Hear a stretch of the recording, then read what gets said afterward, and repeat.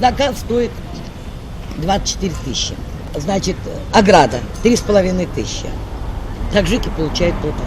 Вот они берут вот этот памятник, вот подойдите к нему, вот возьмите ведро воды и попробуйте по квартире с ним побегать. А это ведро цемента. Тащут между могил так, чтобы, не дай бог, какую-нибудь могилу не поранить. Потому что в противном случае все.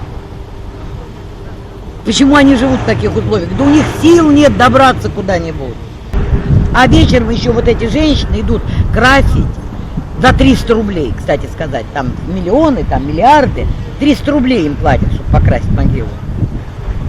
То есть к таджикам у меня нет проблем. Работяги, труженики. А с рэкетом? Да, максимальный рэкет. Это с них, если нет документов, 500 рублей милиции возьмут. Тот самый большой рэкет, который здесь существовал. С новым директором, когда его назначили, какие у вас сложились с ним? Потому что его бандиты ходили, фотографировали бизнес, ходили, фотографировали.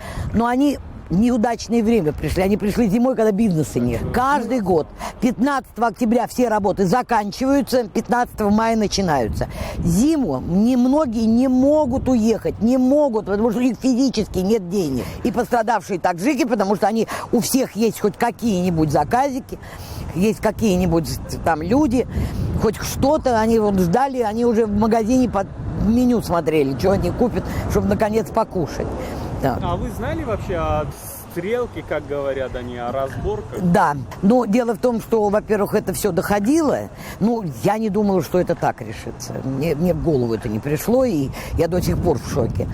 Мы знали, что какие-то люди появились на кладбище, которые точно, они заезжали к нам, ко мне они тоже приезжали, сказали, что, в принципе, значит, вот я должна составить бейджики, списки всех людей, которые у меня работают. Понимаете, они остаются здесь. На вот таких птичьих, таких вот правах, они боятся выйти на улицу. Они, вот у меня вот в магазине продается туалетная бумага, они боятся выйти куда-нибудь подальше, купить подешевле. Таджики не имеют здесь ничего, что можно, чем надо поделиться, откуда надо уйти. Только свои руки, титанический труд, знаете, бешеные условия, на которых никогда не будет работать никто. Сейчас хотят все перевалить на таджиков, потому что когда приехала милиция, через 2 часа, после того, как здесь закончились все события, когда несчастные таджики сидели около своих трупов, знаете, они забрали таджиков и сейчас все переваливают на них. А я не хочу. Я считаю, что это неправильно, это несправедливо. Несправедливо по отношению к таджикам. Понимаете? Спасибо. Они бегут, они помогают, они постоянно крутятся около нас. Они никогда в жизни не дадут сумку донести самой. То есть, если ты подъезжаешь, они со всем уважением относятся.